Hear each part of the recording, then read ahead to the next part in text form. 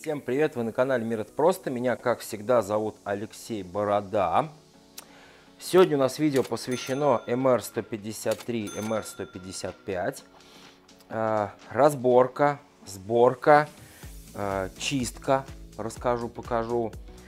Короче, все, кому интересно, переходите, лайк, колокольчики, комментарии. Кстати, мужики, напишите, у кого что. У кого 153, у кого 155. Сейчас вышла новая модификация, кстати говоря. Не буду говорить какая. Мужики, напишите в комментариях, если кто пользовался уже новьем, так сказать. И как вообще вам? Поехали.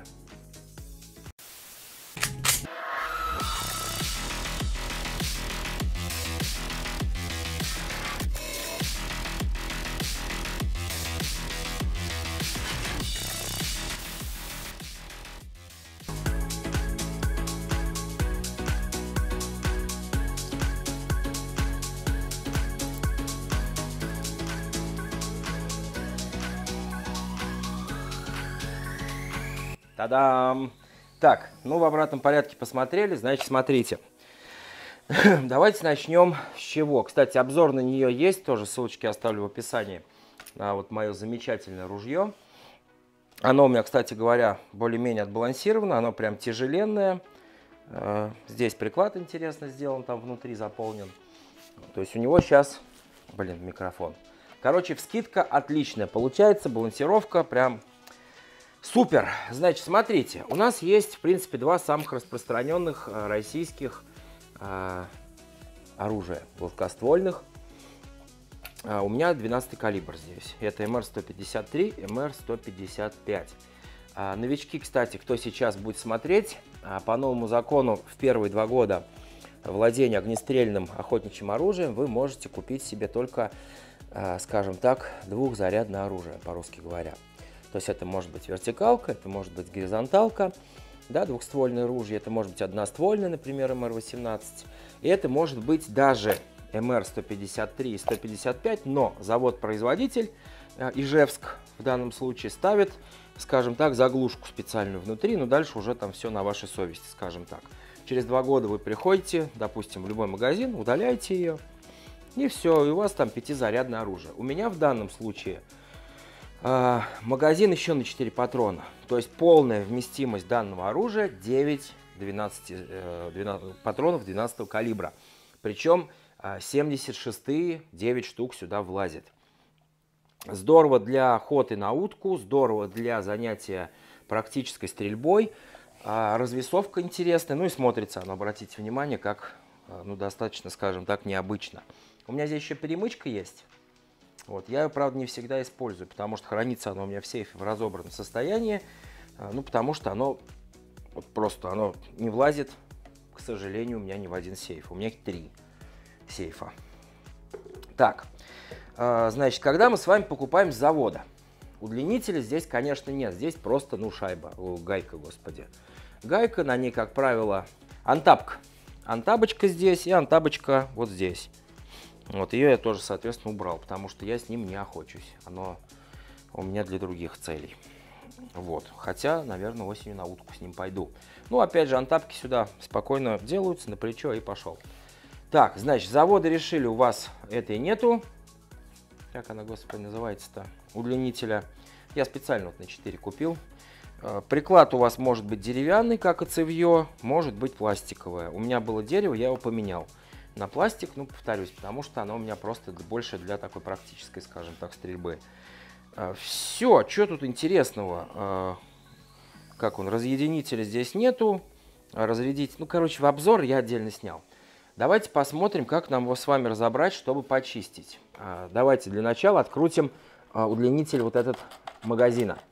В вашем случае это может быть, да, не удлинитель магазина, а просто, скажем так, гайка. Вот у меня здесь специальные штуковины повсюду. Господи, убираем. Убираем пружину. Ага, дальше. Что мы дальше с вами... Господи, боже мой. Дальше мы с вами что делаем? Дальше мы с вами снимаем цевье. Например. Дальше мы с вами можем снять ствол. Пожалуйста. Дальше извлекаем, она очень легко извлекается, просто такими движениями, аккуратненько. Ну и, соответственно, изымаем. Можно было спустить спусковой крючок. Изымаем у нас механизм, снимаем пружину, для того, чтобы ее тоже почистить. Здесь еще у нас вот такая вот, ну как ее назвать-то, шайба, наверное, что ли. При желании можно открутить магазин от ствольной коробки, здесь есть резьба. Ну, честно говоря, я не знаю, что должно случиться, чтобы это понадобилось. Можно еще вот этот вот упор вытащить, тоже смазать хорошенько. УСМ у нас снимается тоже достаточно легко. Здесь вот на двух он направляющих, соответственно, мы их выбиваем отверточкой или еще чем-то, у нас вытаскивается УСМ. Вот, в принципе, у нас разобранный наш полуавтомат. Здесь также легким движением руки все это вынимается, внутри все это хорошенько чистится. Здесь я бы вам тоже советовал смазывать. Ну и вот. То есть, в принципе, ничего сложного в этом нету. Видео потом просто кому надо, я там сделаю временные, как они называются, господи. Короче, по времени. Разборка, сборка и так далее, чтобы вы 10 раз видео не пересмотрели, если кому-то там где-то на охоте надо будет что-то разобрать и так далее. Ну, давайте я вам покажу УСМ еще, как разбирается. Как вам удобно. Ну, имитируем, допустим, охоту. Вот что-то у нас сломалось. Как, к сожалению, случается. Сейчас, кстати, лайфхак еще расскажу интересный. Значит, чтобы открутить у нас приклад. Сейчас я, к сожалению, этого сделать не могу. У меня там немножко все запаковано. Но, то есть, чтобы отделить приклад от ствольной коробки, соответственно, откручиваем здесь на затыльнике два шурупа. Убрали затыльник. Нужна длинная, больше 20 сантиметров отвертка плоская. Соответственно, откручиваем и снимаем. Вот наш УСМ. Он у меня очень чистый, ну потому что все обслужено, все сделано. Здесь интересное решение было у нашего завода. Значит, не знаю, сейчас я попробую подойти, чтобы вам видно было. Попробую на камере потом на видео. Здесь вот он. Я даже не знаю, если честно, что это. То есть шуруп, болт, как его назвать, болт, держащий приклад, соединяющий со ствольной коробкой, вкручивается вот в такую хренотень. Не знаю, видно ее, нет, надеюсь, что видно. А УСМ сделан таким образом. Видите? Подточенный. То есть, когда он вставленный туда, он ее держит, и когда вы закручиваете, он не дает ей прокрутиться. Вот и все. Все, то есть УСМ, все, кто новички, разбирать очень не рекомендую. Вы его потом не заберете. Все, то есть вставляется все это в обратном порядке, все очень просто. Давайте уж тогда сборку начнем. Представим, что мы все это дело обслужили. Обслуживается тоже все это элементарно. Сейчас покажу приборы, которые вам понадобятся для обслуживания. Все, УСМ на месте.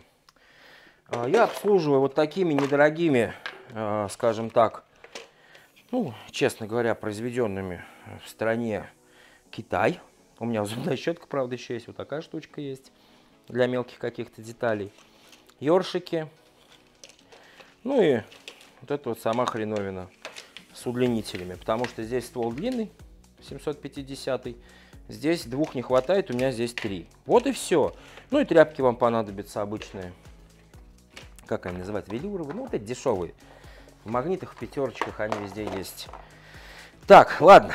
Приступаем к обратной сборке. Шайба на месте. Пружина на месте. Этот мы, господи, не собрали. Частично собрали, частично нет. Ага. Так, все на месте. Собираем. Вставляем.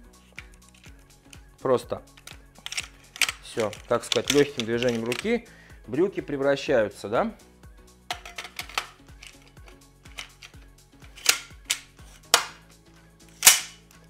Все. Ствол у нас на месте. Не забываем вернуть взад, как говорится. Ну и все. Чего? Одеваем цевье, оно одевается через верх. Тоже оно новое, у меня достаточно плохо одевается, понятное дело. Ну и возвращаем все пружины на место. Все, то есть у нас процедура совершенно понятная. Ничего в ней нет сложного. То есть при должном навыке это занимает там, условно говоря, там пару минут на самом деле. Я его разбираю, если честно, редко, потому что я им пользуюсь редко. Вот и все. У меня есть куча другого оружия. Это у меня такая специфическая штуковинка. Вот и все. Все. Ружье наше в полной боевой готовности. Ушло на это там минуту, наверное, сбор. Все, повторюсь, подписывайтесь на канал, лайк, колокольчики, ссылочки все в описании. Кто меня первый раз смотрит, у меня куча обзоров на оружие, больше 100. Смотрите, скоро у нас выйдет на канале огромное видео по сравнению калибров. Там, наверное, 7 калибров, что ли, я решил сравнить, или 8 даже. Все, лайк, колокольчик, подписки, вы на канале Мир Просто. Меня зовут Алексей Борода. Пока-пока.